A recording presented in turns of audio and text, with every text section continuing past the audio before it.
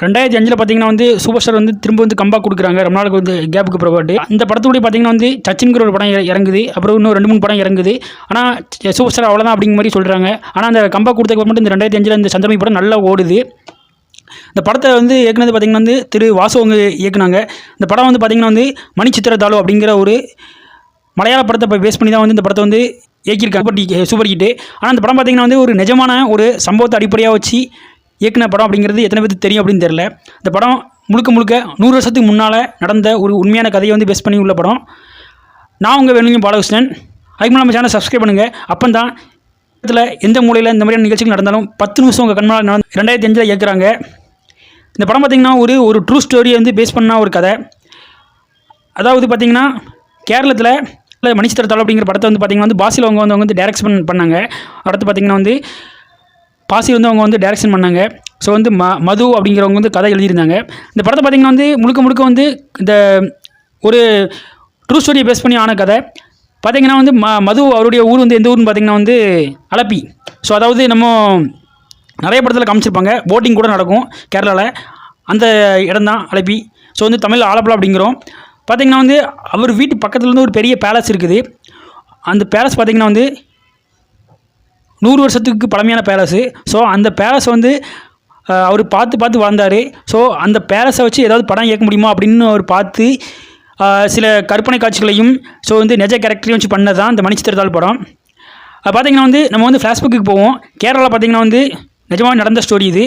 கேரளாவில் இருந்து பார்த்திங்கன்னா வந்து தமிழ்நாட்டில் ஒரு பொண்ணு இருக்குது. அவங்க பேர் வந்து பார்த்திங்கன்னா நாகவல்லி. அந்த நாகவல்லி வந்து பார்த்திங்கன்னா வந்து கேரளாவில் இருக்க ஒரு குறுநிற மன்னரால் வந்து என்ன பண்ணுறாங்கன்னா, அதாவது கடத்தப்படுறாங்கன்னு சொல்லணும். ஏன்னா வந்து அவங்களுடைய விருப்பம் இல்லாமல் வந்து என்ன பண்ணுறாங்கன்னா ஃபோர்ஸ் பண்ணி அவங்க கூட்டு படுறாங்க. அதுக்கப்புறமாட்டு வந்து பார்த்திங்கன்னா வந்து அவங்களே வந்து என்ன பண்ணுறாங்கன்னா வந்து சரின்னு சொல்லிட்டு ரொம்ப நாள் இருக்கிறாங்க. கூட இருக்கும்போது வந்து அப்புறம் அவங்களுக்கு வந்து மனசு மாறி அவங்க மேலே அஃபெக்ஷன் ஆகுறாங்க. இது பார்த்திங்கன்னா வந்து கேரளா வந்து முழுக்க வந்து யார் வந்து முழுக்க ஆட்சி பண்ணுறான்னு பார்த்திங்கன்னா வந்து திருவாங்கூர் மகாராஜா தான் சொல்லணும். திருவாங்கூர் மகாராஜா பார்த்திங்கன்னா வந்து இந்த மகாராஜாவுக்கு வந்து நிறைய பர்மிஷன்லாம் கொடுத்துருக்காரு. இவர் பார்த்திங்கன்னா வந்து அலப்பியில் உள்ள ஒரு குறுநில மகாராஜா. அவர் தான் வந்து நம்ம நாகவல்லி வந்து கூட்டிகிட்டு போகிறாரு. ஸோ அவங்களுடைய விருப்பம் இல்லாமல்.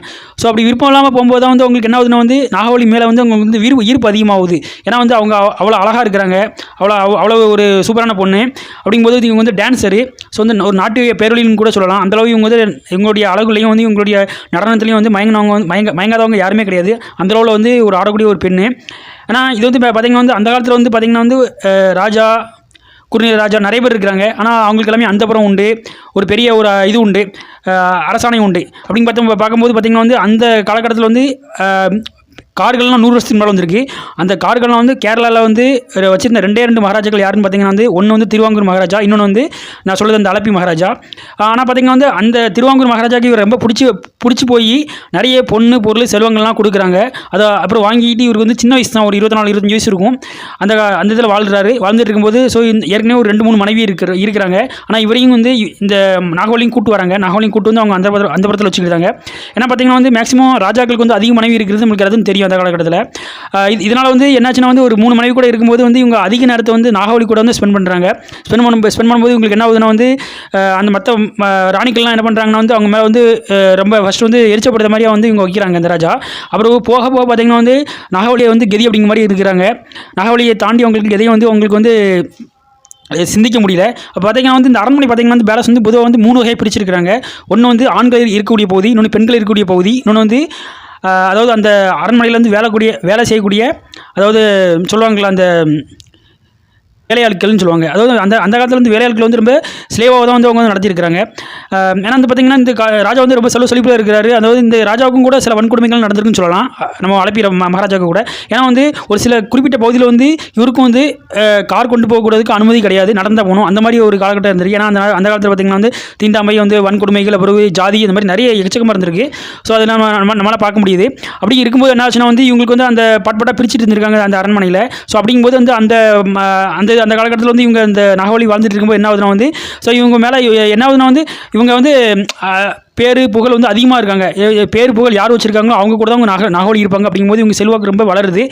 ராணி வந்து பார்க்க வரவங்க விட அந்த நாகவல்லி வந்து பார்க்க வரவங்க தான் வந்து அதிகமாக ஆகிறாங்க. இது என்னாச்சுன்னா வந்து இந்த இந்த நாகவலியோடைய இந்த வளர்ச்சி வந்து அது அவங்களுக்கு வந்து பேராபத்தாலே வந்து ஃபியூச்சர் வந்து முடியுது.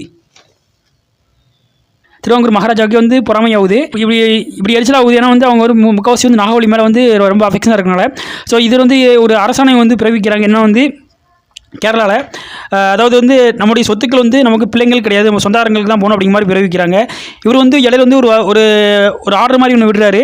அதாவது என்னுடைய சொத்துக்கள் வந்து எனக்கு அப்புறம் பெறக்கூடிய நாகவல்லிக்கு தான் உண்டு அப்படிங்கிற மாதிரி சொல்லும் போது என்ன ஆகுதுன்னா வந்து உங்களுக்குலாம் எரிச்சல் அதிகமாகுது. அதனால் என்ன பண்ணுறாங்கன்னா வந்து எல்லோரும் வந்து இதை எப்படியா தடுத்தாகணும் அப்படின்னு சொல்லும்போது என்ன பண்ணுறாங்கன்னா வந்து அந்த ராஜாவும் நாகவல்லியும் தூங்கிட்டு இருக்கும்போது என்ன பண்ணுறாங்கன்னா அவங்கள வந்து கொல்றதுக்கு முயற்சி பண்ணுறாங்க. இந்த ராணியோடைய சொந்தக்காரங்க அவங்க வீட்டில் உள்ளவங்களாம் சேர்ந்து கொல்றதுக்கு முயற்சி பண்ணுறாங்க. ஆனால் வந்து இந்த நாகவல்லிங்கிற வந்து எவ்வளோ பெரிய பேரலையோ அந்த அவங்க அழகு ஃபுல்லாக வந்து சிதைக்கப்பட்டு அவங்க வந்து கொலை பண்ணப்படுறாங்க. அதே போல் வந்து ராஜாவையும் கொலை பண்ணுறாங்க. ஆனால் இந்த விஷயங்கள் வந்து தெரிய வருது நம்ம திருவாங்கூர் மகாராஜாக்கு. அதுக்கப்புறமாட்டும் அவங்க எல்லாம் பிடிச்சி பண்ணி அப்புறம் அவங்களுக்கு பனிஷ்மெண்ட் கொடுக்குறாங்க. அதுக்கப்புறமாட்டும் வந்து அந்த அரண்மனை வந்து அவங்க வம்சாவளிக்கு போகக்கூடாது அப்படிங்கிற வண்டி வந்து அவங்க வந்து அப்படியே செப்பரேட் பண்ணியிருந்தாங்க. ஸோ இன்னும் வந்து பார்த்திங்கன்னா அந்த அரண்மனை அப்படியே இருந்துகிட்டு இருக்குது. இது வந்து பார்த்து வளர்ந்தது வந்து யாருன்னு பார்த்திங்கன்னா நம்முடைய டேரக்டர், இந்த படத்துடைய கதை ஆசிரியர் பார்த்திங்கன்னா மது. அவங்க வந்து பார்த்து இது பண்ணியிருக்கிறாங்க. ஸோ அந்த நிகழ்ச்சிகள் வந்து 1993 அந்த பார்த்து இந்த படத்தை வந்து அப்போவே வந்து கதையெல்லாம் எழுத ஆரம்பிச்சிருக்கிறாங்க. எழுத ஆரம்பிச்சதுக்கு அப்புறமாட்டு பார்த்திங்கன்னா அவங்க இது அதாவது இந்த நாகவலி அப்படிங்கிற கேரக்டர் உண்மை, அதுக்கப்புறம் இந்த மகாராஜா மகாராஜா அப்படிங்கிற கேரக்டர் உண்மை, ஒரு சில அந்த அடிஷனல் கேரக்டரையும் வந்து அவங்க சேர்க்குறாங்க. அதாவது இந்த நாகவல்லிக்கு வந்து ஒரு லவர் இருக்கிற மாதிரி அந்த மாதிரி வந்து ஒரு அடிஷனல் கதாபாத்திரத்தையும் சேர்த்து ஒரு மெருகேற்றி வந்த படம் தான் பார்த்திங்கன்னா வந்து நம்ம இந்த படம், அதாவது மணி சித்திரத்தாள் படம். ஸோ இந்த படம் பார்த்திங்கன்னா வந்து கேரளாவில் சூப்பர் டூப்பர் ஹிட்டு. ஆனால் வந்து இந்த படத்தொடியில் வரக்கூடிய நாகவலிங்கிற கேரக்டர் பார்த்திங்கன்னா நிஜமாவே தமிழ்நாட்டை சேர்ந்தவங்க. ஆனால் என்னுடைய தரப்பில் பார்த்திங்கன்னா வந்து நாகவலி வந்து ஒரு பாவம் அறியாத ஒரு பொண்ணு. ஏன்னா வந்து அவங்க வந்து தமிழ்நாட்டுக்கு அவங்க வந்து என்ன பண்ணுறாங்கன்னா அவர் ராஜாவை கூப்பிட்டு வைக்க அப்புறமாட்டு அவருக்கு கூட வரதுக்கு விருப்பப்படாமல் தான் வந்தாங்க. ஆனால் ஃபோர்ஸ் பண்ணி தான் அவர் வந்து இழுத்துருந்துருக்கான்னு சொல்லணும். அந்த மாதிரி வந்ததுக்கு அப்புறமாட்டும் வந்து அவங்களுக்கு விருப்பம் இல்லை.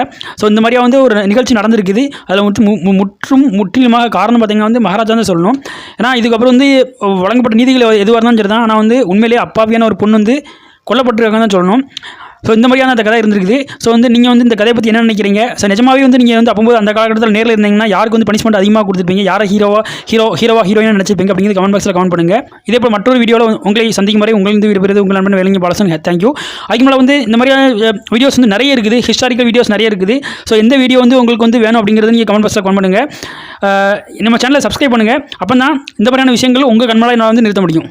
தேங்க்யூ.